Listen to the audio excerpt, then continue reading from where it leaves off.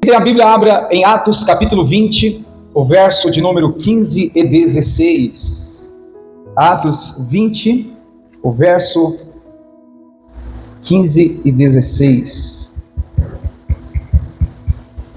Glória a Deus.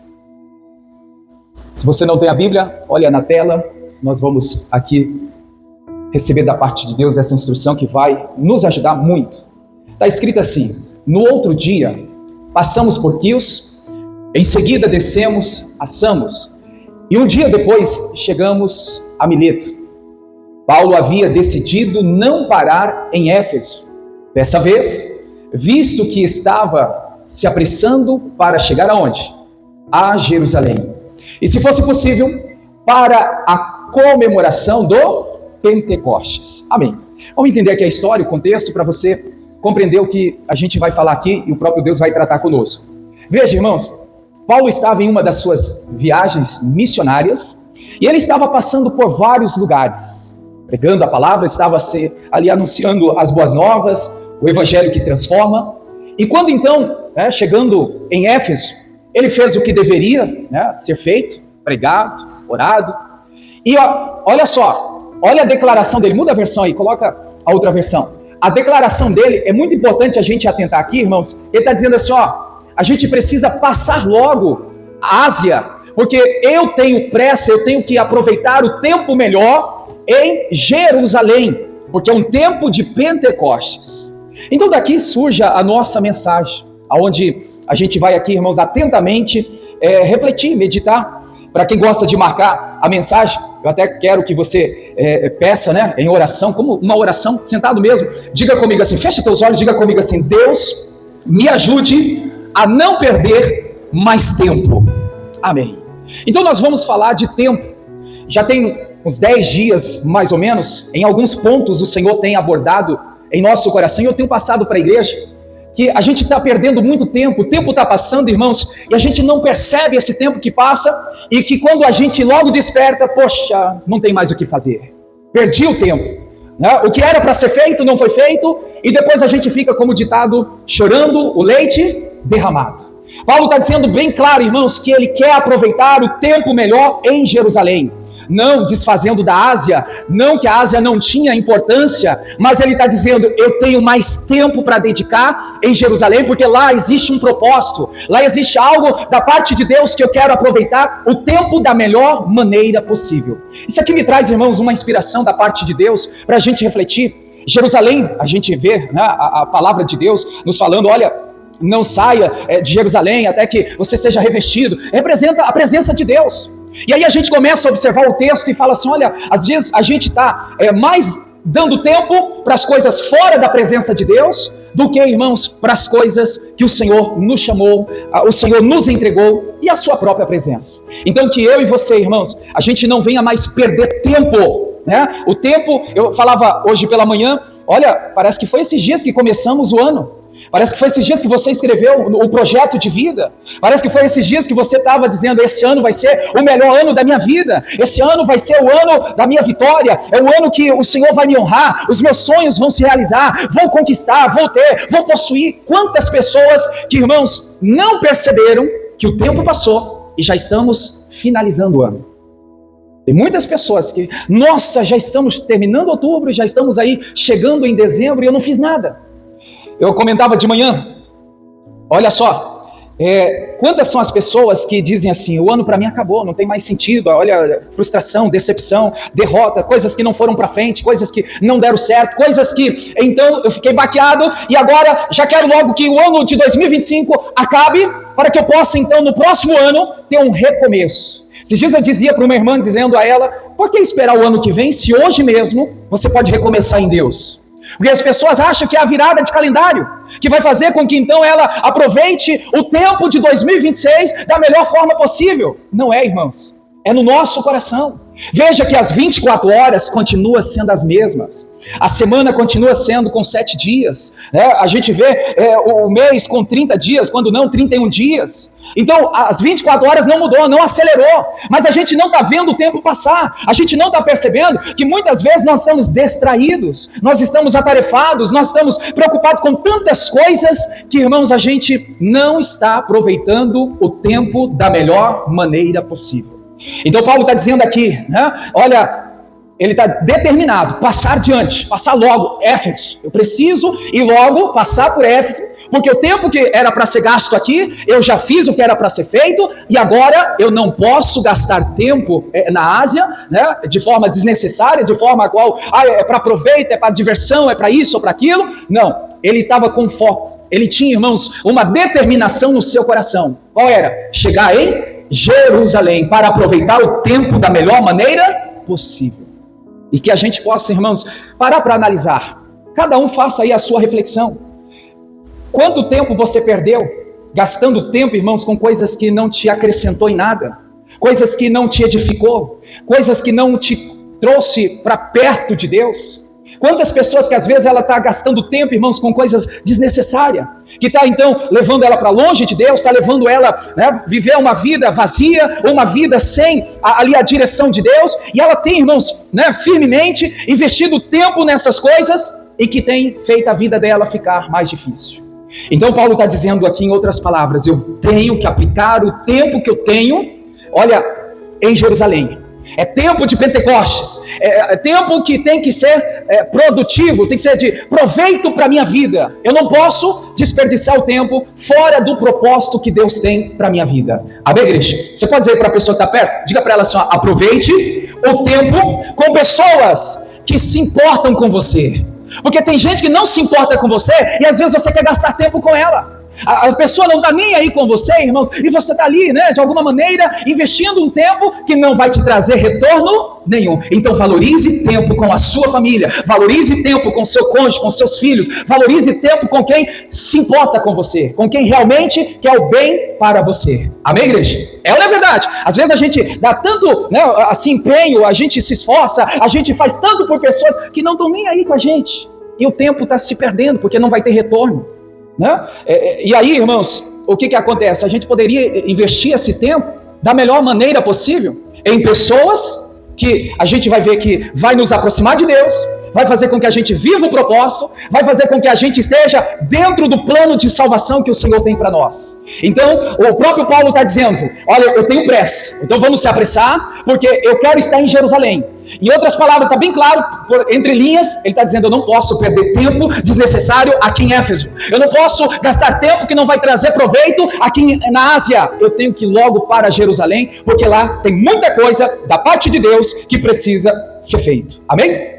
Olha só, Eclesiastes 10:10, eu estava também dizendo de manhã, irmãos, essa reflexão de Eclesiastes é profunda. Se todo crente, se todo cristão, irmãos, aplicar esse versículo na sua vida, a vida cristã, ela vai ser mais fácil. Embora a gente tenha lutas, a gente tenha, irmãos, momentos difíceis, embora a gente é perseguido, a gente tem momento de dor, a gente tem momento, irmãos, que a gente fala assim, eu vou, desculpa a expressão, chutar o pau da barraca e não quero mais nada saber de crente, de ir na igreja.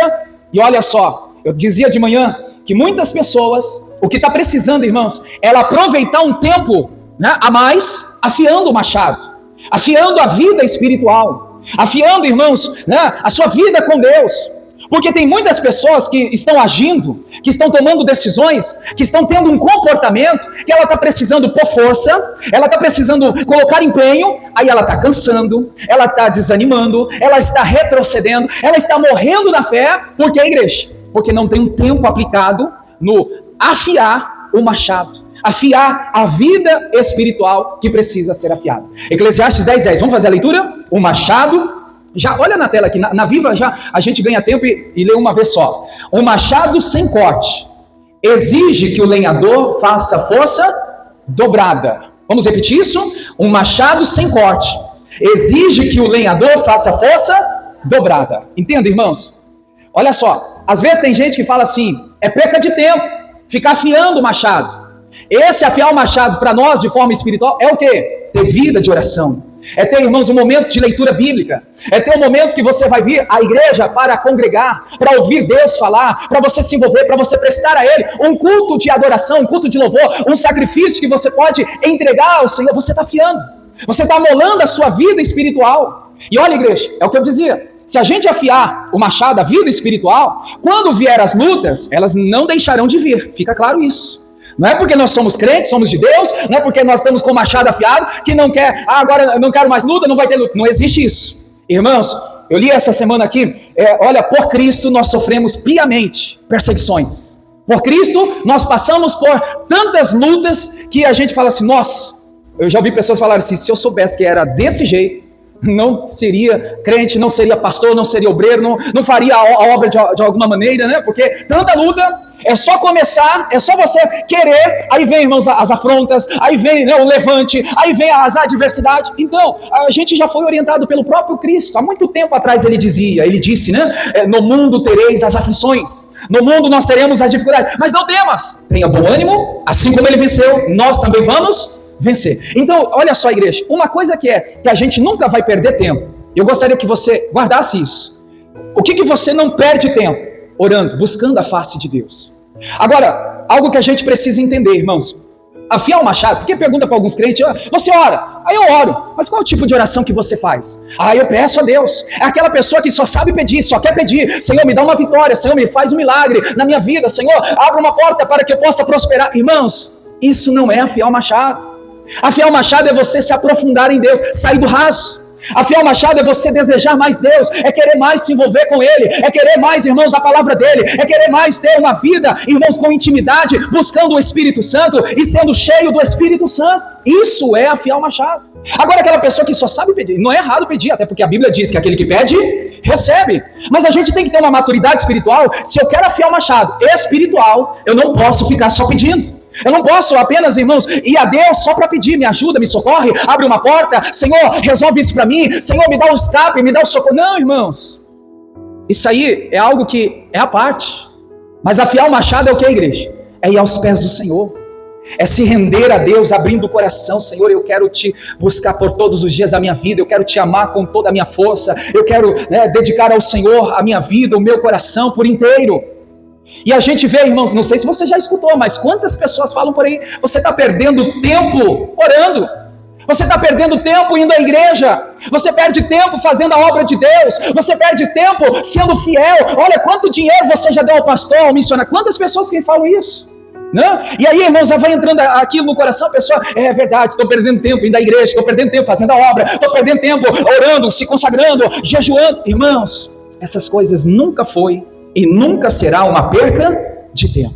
Amém? Então veja que, se eu quero que a minha vida, que representa aí o machado, esteja afiado, eu tenho que, irmãos, ir lá amolar ele.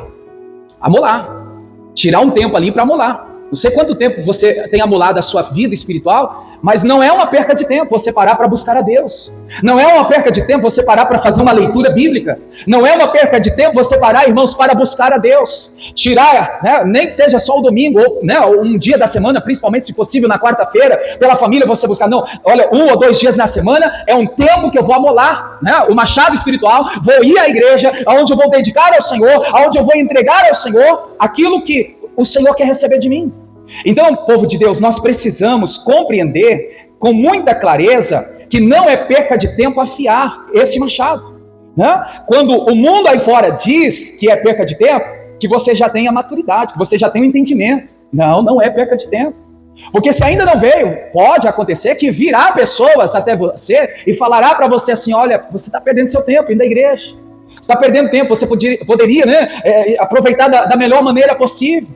Irmãos, não dê ouvido a essas coisas. Olha, você precisa fazer com que o machado esteja afiado. Para quê? Para não precisar colocar tanta força. Esse ponto aqui de colocar mais força é onde muitas pessoas, por não afiar o machado, na hora do vamos ver, cortar a lenha, é onde muitas pessoas estão cansando. Aí as pessoas dizem assim, eu cansei da fé, cansei da igreja, cansei de buscar, cansei porque eu tô exausto, estou no limite, estou nas últimas. Por quê, irmãos? Porque o machado não está afiado.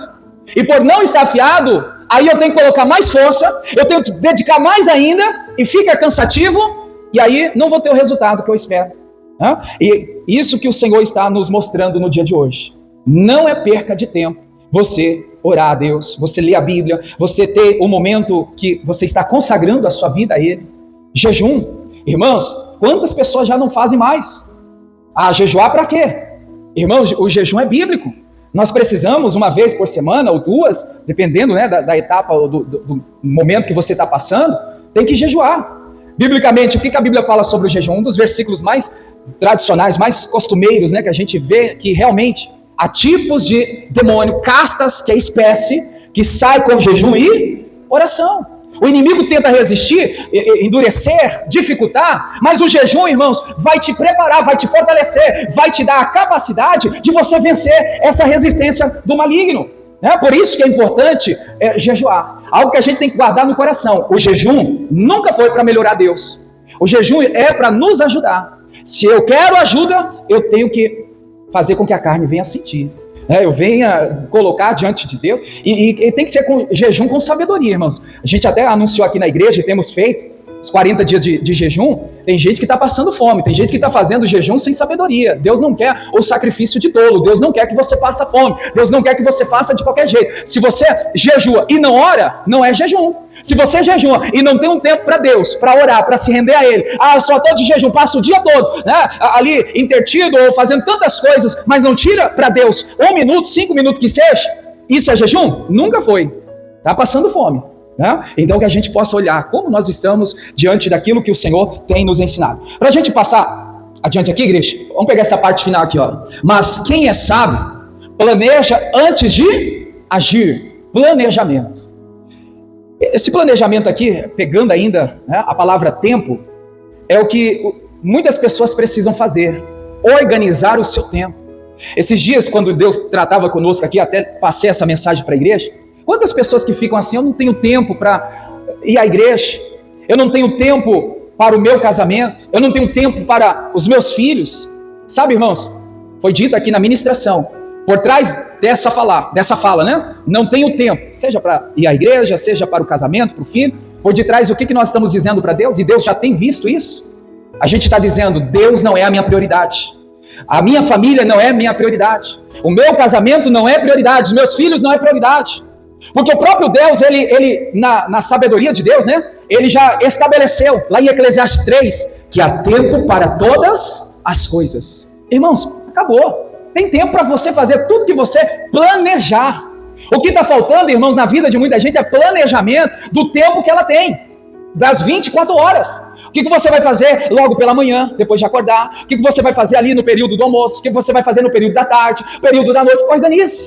Organize o seu tempo, planeja o seu tempo para você ver. Você vai ver que o tempo vai render. Você vai ver que o tempo, irmãos, você vai ter mais produtividade, né? Você vai ter mais momento para crescer, para prosperar, para avançar, fazer algo que vai ser proveitoso na sua vida.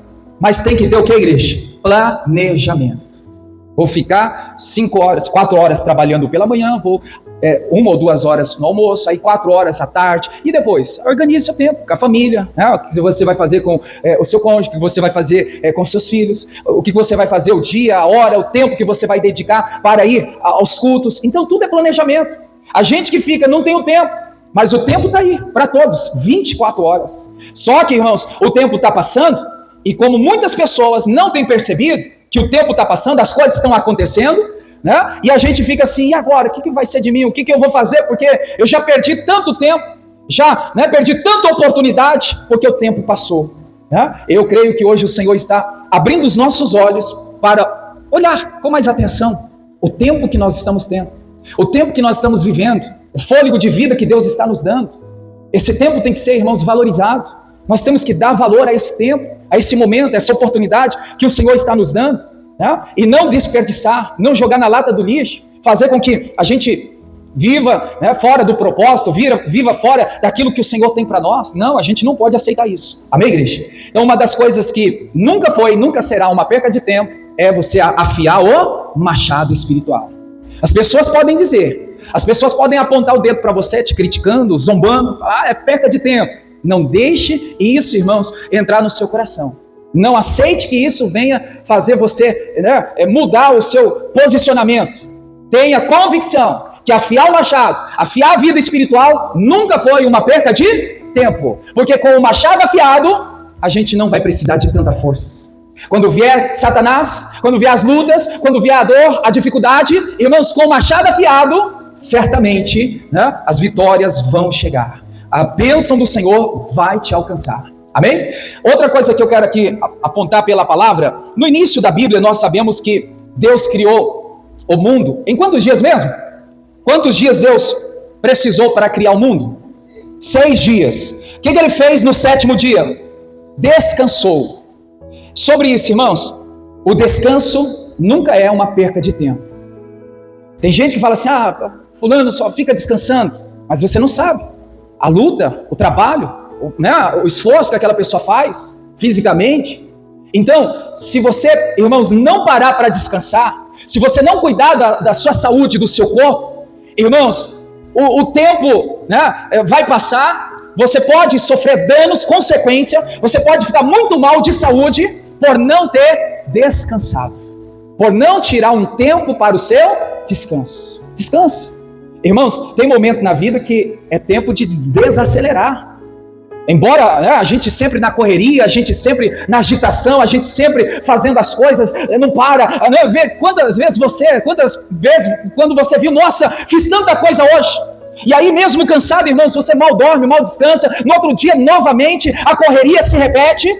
Chega uma hora, o que acontece? Não tem corpo que aguente. Então o próprio Deus, como princípio, estabeleceu o descanso. E eu entendo então, irmãos, que nunca foi e nunca será uma perca de tempo você e eu pararmos para descansar. Só para interagir, diga para a pessoa, descansa um pouco. Diga, o seu corpo precisa de descanso. Agora, né, irmãos, não vai ficar o dia todo dormindo, né? O pastor falou que tem que descansar, agora eu estou debaixo da misericórdia. Sai fora, desse aí eu não carrego não, essa culpa. Tira um tempo, estabeleça, diante, né, daquilo que você está fazendo, para descansar. Porque, irmãos, isso é bíblico, tá? Então não é perca de tempo você descansar.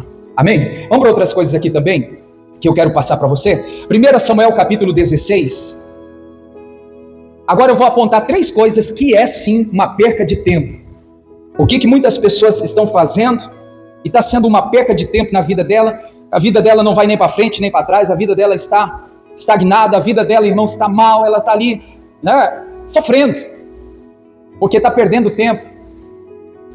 Vamos ver aqui, ó. 1 Samuel capítulo 16, o verso é o de número 1, que diz aí: Então disse o Senhor a Samuel: Até quando terás dó de Saul, havendo-o eu rejeitado, para que não reine sobre Israel?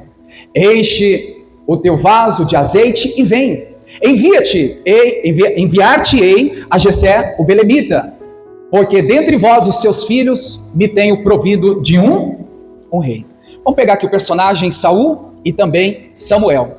Samuel estava insistindo em Saul e Deus já havia rejeitado. Eu fico analisando, irmãos, olhando para esse pensamento, né, essa linha de raciocínio aqui. Eu fico aqui, irmãos, como pastor, né? Às vezes a gente insiste em tantas pessoas que não quer nada com nada.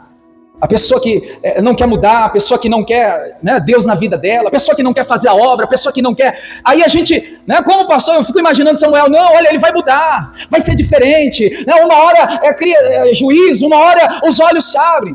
Mas tem certas pessoas, assim como aconteceu com Saul, e eu falo aqui, irmãos, de forma, né, ministerialmente, ou até mesmo obra do Senhor, ou até, vamos dizer assim, algo que Deus me chamou para fazer, que quando eu não aplico o coração, quando eu não faço como Deus quer que seja feito, não adianta pastor insistir. Não adianta a pessoa, o marido, a esposa, insistir, dizendo, faça, tem que fazer, você foi chamado, olha, há um plano de Deus sobre a sua vida, sendo que o próprio Deus já rejeitou.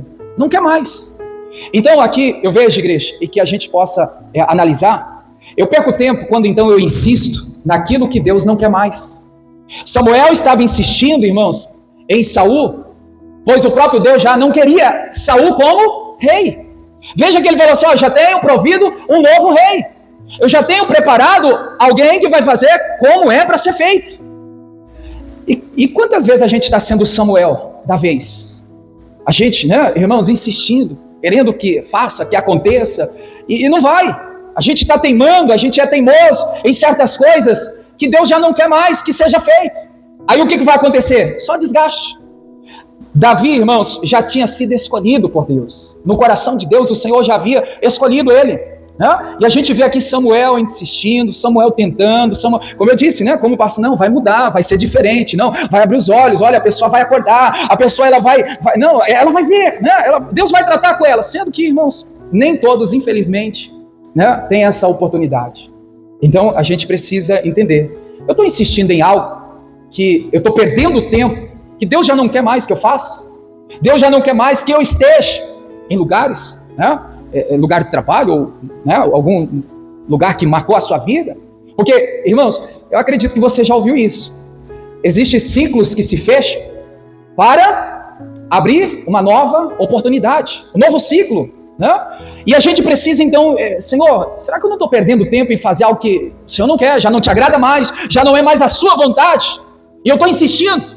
Irmãos, que você faça essa reflexão sobre isso. Tem muitas pessoas que estão insistindo naquilo que Deus já não aprova mais, já não está de acordo, né, com o que o Senhor tem para a sua vida, né? Coisas melhores, maiores, coisas que o próprio Deus tem para você, e às vezes a gente quer ir sempre aí na contramão de Deus. Então a gente tem uma grande dificuldade em enxergar isso, né? Principalmente no ciclo para terminar um relacionamento, né? Eu digo namoro, noivado, casamento não, é até que a morte os separe, né? Amizade, não tem, irmãos? Aquela amizade que para um tempo foi bom, mas agora convertido, a amizade mundana não vai edificar, então tem que fechar o ciclo, tem que colocar um ponto final, porque isso pode comprometer a minha fé, pode me distanciar de Deus, né? Então são essas coisas que cada um deve analisar. Senhor, o que eu estou fazendo que já não te agrada mais?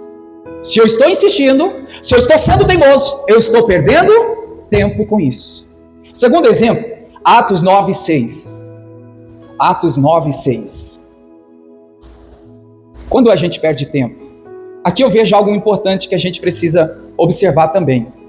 E ele, tremendo e atônito, disse: Senhor, que queres que faça? E disse-lhe o Senhor: levanta-te, entra na cidade, e lá te será dito o que te convém fazer. Amém. Para quem gosta de marcar, irmãos, quando é que a gente perde tempo?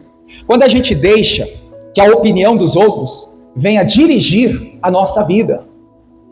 Quantas pessoas têm apontado para você fazer algo, para você deixar de fazer, é desse jeito, não é assim não. E muitas pessoas estão perdendo tempo, irmãos, quando ela deixa ser levada por aquilo que os outros pensam, por aquilo que os outros falam. Segunda-feira passada agora, eu ministrei aqui uma palavra que está em Gênesis, vou resumir ela, porque entra aqui nesse ponto e é muito válido aqui dizer isso para você. Lá em Gênesis 26, a Bíblia fala da história de Isaac, em um tempo difícil, de fome. Irmãos, a fome era terrível, né? Fome mesmo. Hoje em dia a gente vê as crianças falar, os filhos, né? Tô com fome. Mas aí, fome, tem comida na geladeira. Não quero comer isso não, quero comer McDonald's, né? Danone. Não, então não é fome não, porque fome verdadeiramente não sabe o que é, não é verdade? Mas a fome de Gênesis 26, a Bíblia fala que foi terrível, foi forte, foi, irmãos, ao ponto das pessoas ficarem desesperadas. E no desespero, por causa da fome, as pessoas estavam sendo guiadas, levadas para onde? Para o Egito. Se você pegar o texto, você vai ver que as pessoas estavam indo para o Egito. Aí tenta entender aqui. O que tinha lá no Egito? Fartura, prosperidade, riqueza. Olha só, Egito naquele tempo, irmãos, era uma grande potência, né? Onde as pessoas estavam fazendo as coisas e estava fluindo, estava prosperando. Então veja só, que o povo estava tudo indo para ali o Egito. E Deus fala assim: Isaac, não desça ao Egito, não vai. Aqui eu entendo algo importante, irmãos, Deus dizendo assim para o Isaac: Isaac, não deixe ser guiado por causa da fome. Não deixe a fome dirigir a sua vida para o Egito. Está entendendo aqui, irmãos, a fome aqui agora? Tem muitas pessoas que quando vem a fome, quando vem a luta, quando vem a dificuldade, ela toma a decisão por causa dessa luta, por causa dessa fome. Não vou fazer desse jeito porque todo mundo está fazendo. Eu vou fazer assim porque, olha, eu estou vendo que gente está fazendo e vai acontecer comigo também o que está acontecendo com ela. Irmãos, não seja guiado pela fome. Não deixe a fome tomar, né, a sua vida e dirigir a sua vida. Tem muitas pessoas que estão reféns da fome, do problema no casamento, problema para com o filho, problema financeiro. Tem gente, irmãos, que a dor, uma situação, uma dificuldade que se levantou, apareceu, está guiando a vida dela. E eu vejo, irmãos, que é errado. Por quê? A Bíblia diz que os filhos de Deus são guiados por quem? Pelo Espírito de Deus. Então nós não devemos permitir, nem que a fome, nem que a dor, nem que a dificuldade financeira, nem que um problema no casamento, a gente tem que, irmãos, entender, nada vai guiar a minha vida a não ser o Espírito de Deus, a direção da palavra de Deus na minha vida. Então, eu vejo aqui, irmãos, o mesmo caso, lá de Atos 9:6, que nós acabamos de ler. A gente precisa entender que não é o que os outros vão dizer, falar, vão opinar, conselhos a gente para ouvir, mas na hora da decisão, Senhor, eu quero decidir minha vida, eu quero tomar as atitudes dirigidas pelo Senhor. Amém, igreja? Diga comigo, as minhas atitudes devem ser dirigidas pelo Espírito Santo. Então, irmãos, o que o outro fala, a opinião de alguém, pode ser que para ele deu certo, mas se Deus não disse para você fazer, não faça. Porque tem gente que está perdendo tempo em fazer coisas que as pessoas estão dizendo, aí ela é levada em fazer aquilo que outras fizeram, faça, vai dar certo. Aí ela vai e faz e quebra a cara. Ela vai e faz e não dá certo. Mas pelo menos eu tentei. Mas se você não tivesse sido guiado pela opinião de outros, você não teria esse desgaste, essa dificuldade maior que você está tendo. Então, tem muitas pessoas perdendo tempo, irmãos, sendo então deixada levar aí pela opinião, pela fome, pela dor, pela dificuldade, pela miséria, pelo desemprego. Não, igreja, nós precisamos estar focados. Senhor, eu quero olhar para Ti. Senhor, eu quero ter o Senhor por todos os dias na minha vida, pode dirigir, pode me ajudar, porque, irmãos, é o que a gente precisa, ser guiado pelo Espírito de Deus. Terceiro exemplo, Êxodo capítulo 13, o verso 17. Êxodo 13, 17. O que a gente perde tempo? Perdemos tempo por quê? O que fazemos que acaba então sendo uma perca de tempo? Vou pegar aqui a história aqui. E aconteceu que quando o faraó deixou ir o povo, Deus não os levou pelo caminho da terra dos filisteus, que estava mais, guarda isso, estava mais perto. Porque Deus disse, para quê? Porventura o povo não se arrependa, vendo a guerra, e tornem ao Egito. Para a gente não ficar só nesse versículo, depois procura o contexto, a história aí, irmãos, para você entender o que nós vamos aqui dizer. Esse mesmo povo aqui que Deus ali decidiu fazer com que eles caminhassem mais, desse mais voltas do que era o necessário. Veja que tinha um caminho perto. O próprio Deus falou, não, a gente vai para um caminho mais longe, para vocês terem um tempo de se arrepender. Arrepender no quê? Aí você vai pegar o contexto da história. Era um povo que ficava murmurando, reclamando, irmãos, insatisfeitos. E aí entra então o entendimento. A gente perde tempo quando paramos para murmurar, reclamar. Vê que a pessoa, às vezes, ela reclama mais do que agradece. Ela tem um coração, irmãos, contaminado, cheio tomado de murmuração. Tudo reclama, se está sol ela reclama, se chove ela reclama, se está frio ela reclama, se está calor ela reclama, se a comida está com um pouco mais de sal ela reclama, se tiver sem sal ela reclama. É assim ou não é? Tem muitas pessoas que vivem reclamando. Por que, igreja? O olhar dela está para os lados negativos, ela tem focado, ela tem ali visualizado e destacado, irmãos, os lados negativos. Não, começa a olhar diferente, olhar o lado positivo da história. A história sempre tem os dois lados. Irmãos, nunca tem só um lado, olha para o outro lado. Se a natureza humana te leva a murmurar, a reclamar, a ficar insatisfeito, não, vou mudar isso. Você vê, irmãos, que foi um tempo que eles perderam ali. Perderam por quê? Porque ficaram murmurando. A murmuração trouxe atraso para a vida deles. Guarda isso no coração. A murmuração, irmãos, faz a sua vida ficar estagnada. A murmuração vai fazer você ficar preso. Quantas pessoas estão aprisionadas, quantas pessoas estão com a vida amarrada, ela faz de tudo, ela se esforça, ela coloca força e não vai para frente. Por quê, irmãos? Ela vive reclamando. Ela reclama do casamento, ela reclama do filho que tem, ela reclama do alimento que come, do dinheiro que ganha. Quantas pessoas que quando recebem o salário, irmãos, ao invés de consagrar a Deus, abençoar, dizer Deus obrigado, o que algumas pessoas fazem? Vou dizer aqui, irmãos, eu já ouvi pessoas dizerem isso, e na minha frente, pessoas, esse dinheiro não dá para nada, essa miséria de dinheiro, quantas pessoas que, não, irmãos, ela está amaldiçoando o próprio sustento dela, o salário dela é pouco. Senhor, obrigado, porque tem gente que não tem nem isso que eu tenho. Senhor, eu te agradeço por este salário, eu te agradeço, né, por esse dinheiro que entrou. Agradece, irmãos. Eu não lembro se eu já contei aqui, eu conheci um senhor lá em Guiratinga, depois de Rondonópolis, isso eu estou falando de mais de 20 anos atrás. Esse senhor lá em Guiratinga não tinha o banco da época, que ele já era aposentado, ele ia todo início do mês tirar a sua aposentadoria.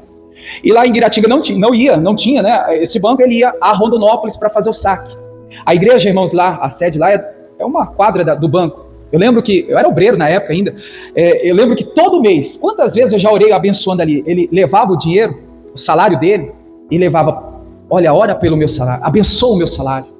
E ele contava depois, irmãos, que aquele salário que era o mínimo de um aposentado na época, dava para ele passar o mês todo, e ele ainda tinha condições de ajudar o filho com R$200.